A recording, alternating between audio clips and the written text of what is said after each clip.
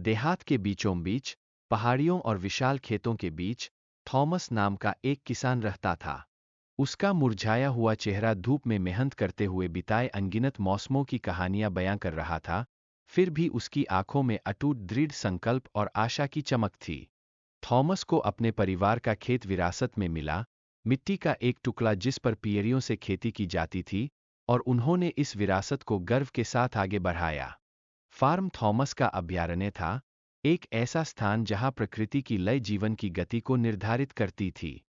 वसंत नवीनीकरण का समय था, क्योंकि पृथ्वी सर्दियों की चपेट से छूट गई और नई वृद्धि के साथ उभरी। जब थॉमस मिट्टी पर काम कर रहा था तो उसे अपने पैरों के नीचे की जमीन की धड़कन तेज महसूस हो रही थी। उसके हाथ वर्षों की जुताई और रोपाई के कारण कठोर हो गए थे।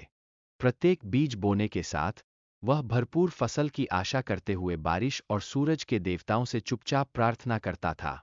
जैसे जैसे दिन बड़े होते गए और सूरज गर्म होता गया, खेत हरे भरे समुद्र में बदल गए, जो बहुतायत के वादे से भरपूर थे।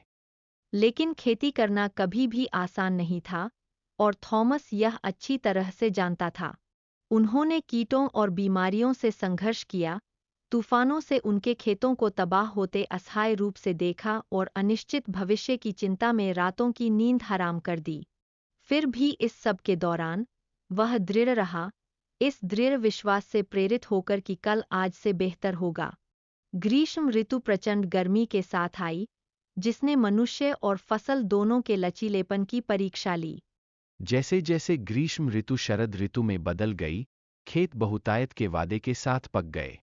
थॉमस ने गर्व के साथ देखा कि उसकी फसलें प्रचुर मात्रा में बढ़ रही थीं, उसके परिश्रम का फल राजाओं के लिए भोज की तरह उसके सामने फैल रहा था। उसने अपने परिवार और दोस्तों को इकट्ठा किया, और साथ में उन्होंने फसल लाने के लिए अथक परिश्रम किया। उनकी हंसी खेतों में गूंज रही थी।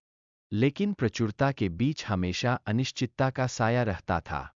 किसान का जीवन निरंतर संघर्ष, आशा और निराशा के बीच एक नाजुक संतुलन में से एक था।